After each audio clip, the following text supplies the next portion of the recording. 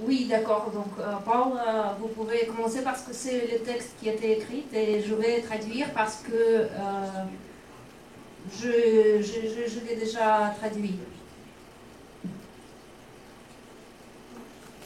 Comment? Vous pouvez commencer et après, Paula, Sacha... c'est vous qui peut commencer Oui. peut-être. Parce que tous les gens russes déjà parlaient. Вот, обсуждали, кто будет Et первый donc, говорить. nous vous attendons. Vous pouvez Donc tu commencer, me Paula. proposes que je commence à lire ce que j'ai écrit Oui, pour la présentation? oui, c'est ça. C'est ça? D'accord. Très bien.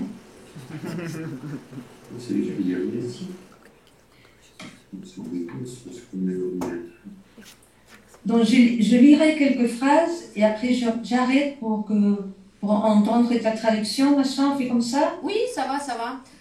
Паул говорит, что будет читать несколько фраз, а затем я буду переводить. D'accord. Jacques Lacan, au moment de conclure, dans la leçon du 15 novembre de 1977, il a dit « Si nous ne croyons pas d'une façon en somme gratuite que les mots font des choses, la logique n'a pas de raison d'être. » Паула начала с цитаты Лакана. Это цитата из семинара «Le moment de conclure», завершающий момент. Это урок от 15 ноября 1977 года.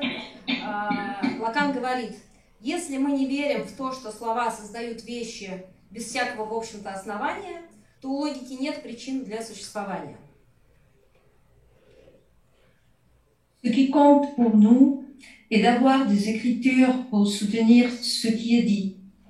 Contre tout positivisme, c'est parce que le mot fait la chose que la seule assistance à la vérité, on la retrouve dans l'écriture de la logique et de la topologie du sujet. Ce n'est pas une greffe scientifique en psychanalyse. Les nœuds ne sont pas là pour nous faire taire, mais pour mieux parler. L'instance de l'écriture est nécessaire car le signifiant qui représente le sujet est toujours dirigé vers un autre signifiant et dans cette errance, son effet de l'être agira comme un amarrage. Bref, la vérité n'a pas de référent objectif sur lequel s'appuyer, elle doit se servir de ce qu'elle produit elle-même, des restes littéraux. Что для нас важно, так это наличие письма, поддерживающего то, что говорится. Вопреки всякому позитивизму, и именно потому, что слово создает вещь, единственную поддержку истины мы находим в письме логики и топологии субъекта. Это не научная канцелярия психоанализа. Узлы нужны не для того, чтобы заставлять нас замолчать, а для того, чтобы говорить лучше. Инстанция письма необходима, потому что означающее, представляющее субъекта, всегда направлено в сторону другого означающего. И в этом блуждании его эффект буквы будет действовать как пристежка. Короче говоря, у истины нет объективного референта, на который можно опереться. Она должна использовать то, что производит сама, буквенные остатки. Tout effet de sens dépend des signifiants impliqués dans sa production. Chacun d'entre eux est indispensable, de sorte qu'il suffit de retirer un signifiant pour que toute la chaîne se défasse. La propriété romaine soutient ce que le discours fait exister. Mais pour que cette propriété soit remplie, il ne peut pas y avoir de concaténation, c'est-à-dire qu'il ne peut pas y avoir de réciprocité du passage de l'un de rond dans le trou offert par l'autre. Любой эффект смысла... D'accord, Маша, vas-y. Любой эффект смысла зависит от означающих, участвующих в его производстве. Каждая из них необходима, так что достаточно убрать одно означающее, чтобы развалилась вся цепочка. Баромеев узел обеспечивает поддержку существованию дискурса, таково его свойство. Но для выполнения этого свойства в нем не должно быть сочленений, таких, где два кольца взаимным образом проходят в дыры друг друга. Cette relation réciproque est un honneur. C'est quelque chose qu'on appelle enlacement et qui adultère ce qui définit le symbolique, son trou inviolable. Qu'il y ait du symbolique équivaut à ce qu'il y ait du trou, étant donné l'absence de référent qui spécifie son ordre. C'est pourquoi la relation borroméenne entre les rangs est une manière de les nouer sans emprunter le trou de l'autre. Le nez laisse les rangs intriqués les uns avec les autres, mais pas les uns dans les autres.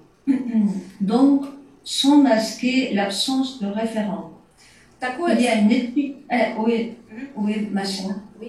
Такое взаимное отношение представляет собой не узел, да, речь шла про зацепление. Это то, что называется зацеплением, это адюльтер в отношении того, что определяет символическое, его неприкосновенная дыра. Наличие символического эквивалентно наличию дыры, предполагающей отсутствие референта, определяющего его порядок. Вот почему Боромеева связь между кольцами – это способ связать их, не задействуя дыры друг друга. Узел позволяет кольцам накладываться друг на друга, но не проходя друг друга. Таким образом, отсутствие референта остается заметным. Il y a une étude sur la manière borroméenne de se nouer les ronds pliés, appelés par Souris et Lacan faux trous. C'est la découverte d'une méthode exceptionnelle pour dessiner des nœuds borroméennes avec un nombre illimité de ronds.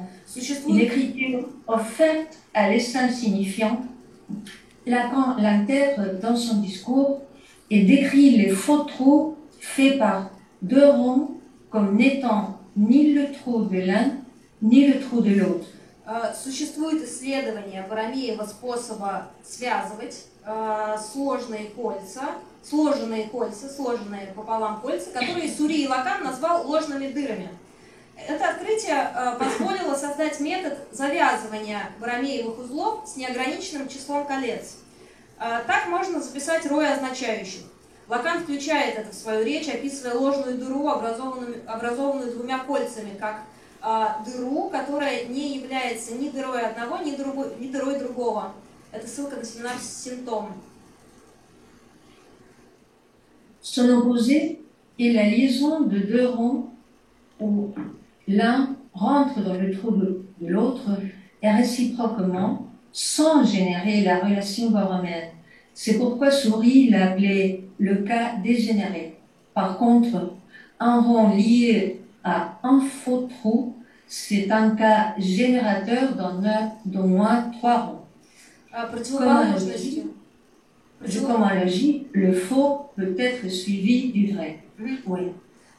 Противоположностью такой дыры является связь двух колец, где одно входит в дыру другого и наоборот, не генерируя Боромеевых отношений. Вот почему Сури назвал этот случай дегенеративным.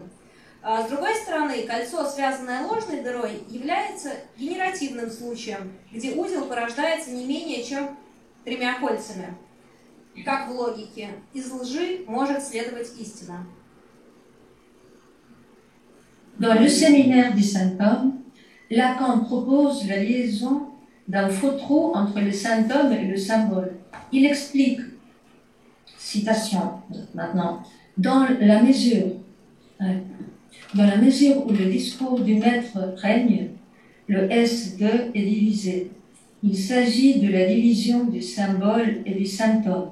Cette division se reflète dans la division du sujet, puisque le sujet est ce qu'un signifiant représente pour un autre signifiant.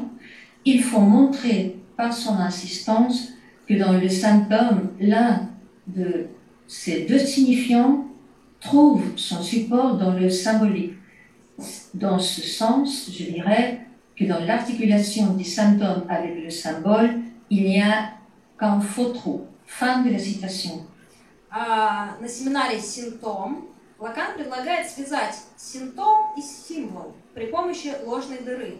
Он поясняет, там, где властвует дискурс господина, S2 расщепляется. Это расщепление символа и симптома. Оно отражается в расщеплении субъекта, поскольку субъект есть то, что одно означающее представляет для другого означающего, его настойчивость должна показать, что в симптоме одно из этих двух означающих находит поддержку в символическом. В этом смысле я бы сказал, что симптом с символом объединяет только ложная дыра. Конец цитаты. Affirmer entre le symptôme et le symbole, il y a un faux trou, surgit de nier qu'il existe un lien préétabli entre eux, c'est-à-dire nier la correspondance de tel ou tel symptôme avec tel ou tel symbole, comme les vaches maigres bibliques correspondant aux années maigres, c'est-à-dire que le support du signifiant n'est pas un référent préalable, mais son référent est soutenu par le symbolique. Le signifiant n'opère qu'à travers le symptôme qui est chargé de vérifier le savoir inconscient. Утверждение, что между симптомом и символом имеется ложная дыра, возникает из отрицания заранее установленной связи между ними. То есть из отрицания соответствия какого-либо симптома какому-либо символу, тому или иному сну, того или иного сна конкретному символу, как библейские тощие коровы соответствовали неурожайным годам. Другими словами, поддержка означающего не является заранее установленным референтом, но его референт поддерживается символическим. Означающее действует только посредством симптома, который отвечает за проверку бессознательного знания. Par conséquent, le sujet n'est pas atteint en dehors des opérations de la langue qui travaillent dans une articulation entre le réel, le symbolique et l'imaginaire que la métaphore provoque. Au début du XVIIe siècle, Cervantes montre le sujet comme un Quichotte du nœud lorsqu'il remplace un moulin par un géant ou un frère par un bandit, opérant le signifiant au moyen du symptôme. Au XXIe siècle, nous savons que la relation des signifiants impliqués dans une métaphore est une relation borroméenne qui n'est pas un enlacement. Sur cette base, tous les Quichottes qui le souhaitent disposent du discours de la psychanalyse pour corriger leur objet, c'est-à-dire pour mieux l'écrire, c'est-à-dire pour l'embellir. Quelle bonne nouvelle! Следовательно, невозможно дотянуться до субъекта в отрыве от операций лялянга, языка, работающих на то, чтобы сочленять между собой реальное, символическое и воображаемое, что является эффектом метафоры. В начале 17 века Сервантес показывает субъекта как такого Дон Кихота у зла, когда он заменяет мельницу великаном или брата разбойником, оперируя означающим посредством симптома. В 21 веке мы знаем, что отношения означающих, вовлеченных в метафору, являются отношениями бромеевыми, а не зацеплением. На этом основании все Дон Кихоты, которые этого желают, имеют психоаналитический дискурс для исправления своего объекта, то есть для того, чтобы написать его лучше, чтобы приукрасить его. Какая прекрасная новость! Et pour donner la parole à Jean-Michel Wapro, je ne vais pas lire toute une page que j'avais écrite pour aujourd'hui. D'accord, on peut partager cette traduction. Non, mais pour te poser des questions. Donc, Macha, moi, je passe un peu, je reprends là où j'avais écrit. La présentation du nœud borroméen que Souris appelle prototypique et à partir de laquelle Lacan a commencé à construire son objet, remplit la fonction irremplaçable de montrer de façon diaphane les registres qui structurent l'habitat du sujet, une structure souple et énigmatique. Le nœud borroméen permet de soutenir la pratique analytique. Mais c'est pas la même place. Paula, vous lisez le camp de votre discours? Это у нас говорят. Comment? Oui, c'est... C'était quoi votre citation? C'était le fond de votre discours?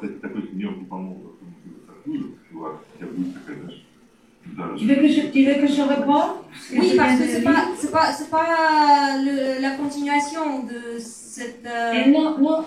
Non, parce que je veux pas lire Ah, tout continue pour pouvoir donner la parole. Oui, d'accord. Et vous Barrault. parlez, vous ne lisez pas, vous parlez. Je ne vais pas lire tout.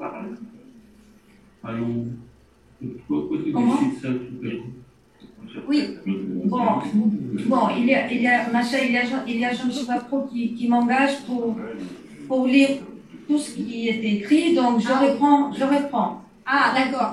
Все-таки она продолжит читать. On va continuer normalement. D'accord. Et donc, Мишель хочет, чтобы Паула прочитала все, что она написала, но примерно на половине.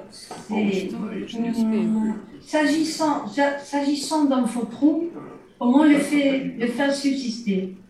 Seulement avec l'ajout d'une ligne droite infinie qui le fait subsister à la manière borroméenne. Le nœud borroméen sur lequel je m'appuie repose entièrement sur l'équivalence d'une ligne infinie avec le cercle. Ça, c'est une citation de Lacan. Как заставить существовать ложную дыру? Только добавив бесконечную прямую, которая позволяет ей существовать Боромеевым образом. Узел Боромеев, на который, это цитата Лакана из того же семинара «Симптом», Боромеев узел, на который я полагаюсь, целиком исходит из эквивалентности бесконечной прямой и окружности. Конец цитаты. Сейчас, pardon. Это означает эквивалентность между означающим и созданной им дырой. Oui. Ça veut dire l'équivalence entre le signifiant et le trou qu'il a produit. La question se pose sur l'intérêt de dessiner les trois ronds du nœud borromien de manière projective. Bref, la figure composée par un cercle avec deux droites infinies. Sur ce point, il est catégorique. Écoutons bien Lacan dit. L'essence de la chaîne borroméenne repose sur la vérification du faux trou, sur le fait que cette vérification le transforme en réel. La vérification en question est celle d'une droite infinie qui, lorsqu'elle passe à travers le faux trou, vérifie qu'il s'agit bien d'un trou devenant réel. Eh bien, cette présentation qui rend projectivement la ligne infinie équivalente au cercle fait intervenir l'implicite, exige au lecteur de produire cette équivalence. Si la droite infinie est équivalente à un cercle, lorsqu'elle est complétée par un point à l'infini, c'est une écriture qui ne s'adresse pas au touriste, mais au lecteur. Возникает вопрос, когда мы рисуем три Боромеевых кольца проективным образом, в виде фигуры, состоящей из окружности с двумя бесконечными прямыми. В этом Лакан категоричен, послушайте внимательно, он говорит, сущность Боромеевой цепочки основана на верификации ложной дыры, на том факте, что эта верификация превращает ее в реальность. Конец цитаты. Речь идет о верификации посредством бесконечной прямой, которая при прохождении через ложную дыру подтверждает, что это действительно дыра, и она становится настоящей. Итак, это представление, которое проективным образом уподобляет линию окружности, предполагает такое имплицитное, которое требует от самого читателя, чтобы он произвел эту эквивалентность. Если бесконечная линия эквивалентна кругу, когда она завершается точкой на бесконечности, то такое письмо адресовано не туристам, а читателям. Dans une ligne prolongée à l'infini d'un côté et de l'autre, les deux extrémités opposées se rejoignent à l'infini et un cercle est formé. C'est un fait curieux, mais grâce à des arbres, son écriture est réelle. La droite infinie a les mêmes points que le cercle. Ils sont équivalents. Le cercle est implicite dans la droite infinie, tout comme le nœud borromien est implicite dans le triskel alterné. C'est un type d'écriture qui articule la vérité au réel. La vérité a besoin du demi-dire de la droite infinie qui trouve dans le cercle son achèvement réel. Mais il y a une raison encore plus décisive. C'est que la droite infinie, c'est-à-dire le phallus, a le rôle de vérifier que le faux trou est réel. Le réel n'est pas vérifié que par le phallus symbolique, dans la mesure où il soutient la fonction du signifiant qui crée toute signification. Il est nécessaire, et voilà une citation, il est nécessaire qu'elle seule vérifie ce réel. Fin de la citation. Le coup de foudre de Zeus, le dieu de l'énergie pour les anciens, cette vérité qui parle dans les mythes, trouve son écriture dans la droite infinie qui trace chaque cercle du Neuronomien, le signifiant dans le réel. В линии, продолженной до бесконечности с обеих сторон, два противоположных конца встречаются в бесконечности, образуется круг. Любопытный факт, но благодаря Дезаргу его запись становится реальной. Бесконечная линия имеет те же точки, что и окружность, они эквивалентны. Цитата Дезарга: «Прямая и окружность – два представителя одного и того же рода». Конец цитаты. Окружность неявно присутствует в бесконечной линии, так же, как Бромеев узел неявно присутствует в чередующемся трискере. Это тип письма, в котором истина соотносится с реальностью. Истина нуждается в полуслове, «демидир», бесконечной прямой, которая находит свое реальное завершение в круге. Но есть еще более решающий момент. Дело в том, что бесконечная линия связана с тем, что фалос, эта цитата, играет роль, которая заключается в том, чтобы подтвердить, что ложная дыра реальна. Реальное верифицируется только символическим фалосом, поскольку он поддерживает функцию означающего, создающего все значения. Опять цитата: «Необходимо, чтобы только она верифицировала это реальное». Конец цитаты. Удар молнии Зевса, бога энергии древних, это истина, говорящая в мифах, находит свое отражение в бесконечной линии, трассирующей каждое кольцо Бромеева узла, означающее в реальном.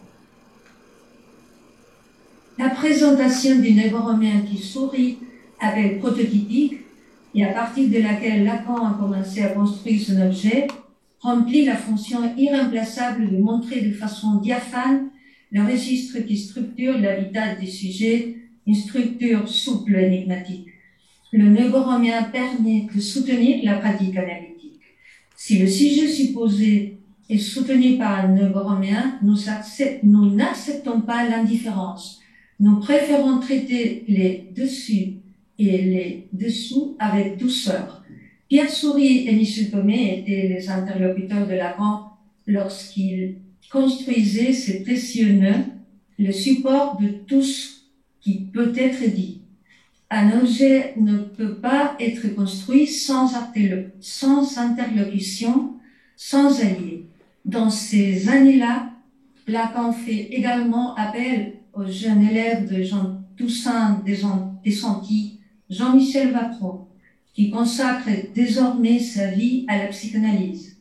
Il a écrit un livre dédicacé à Jacques Lacan, Nœud, la théorie du nœud esquissée par Jacques Lacan. Et maintenant, a trouvé sa traduction à la langue russe, qui sera d'ailleurs aussi lumineuse que ses traducteurs. C'est un événement vraiment merci. Представление Бромеева узла, который Сури называет прототипическим, и из которого Лакан начинал строить свой объект, выполняет незаменимую функцию прозрачного отображения регистров, структурирующих среду обитания субъекта, гибкую загадочную структуру. Бромеев узел позволяет поддерживать аналитическую практику. Если предполагаемый субъект поддерживается Бромеевым узлом, здесь не остается места равнодушию. Мы предпочитаем бережно обращаться с тем, что плетется вверх и вниз. Пьер Сури и Мишель Томе были собеседниками Лакана, когда он вязал свои драгоценные узлы, ставшие поддержкой для всего, что можно было сказать. Объект не может быть построен без общения, без сообщников. В те же годы Лакан обратился к молодому ученику Жана Туссена де Санти, Жану Мишелю Ваперо, который отныне посвятил свою жизнь психоанализу. Он написал книгу, посвященную Жаку Лакану «Узел. Теория узла», набросанная Жаком Лаканом. А теперь она обрела свой перевод на русский язык, который, кстати, является таким же светлым, как и его переводчики. Это событие. Большое спасибо.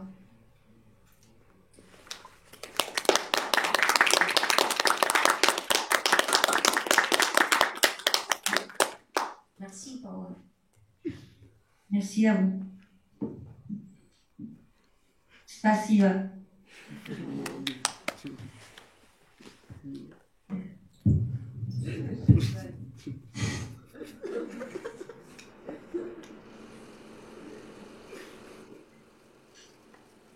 Vous allez parler, Jean-Michel?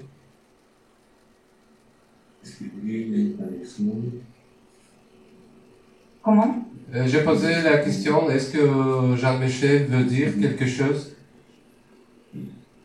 On n'entend pas, hein?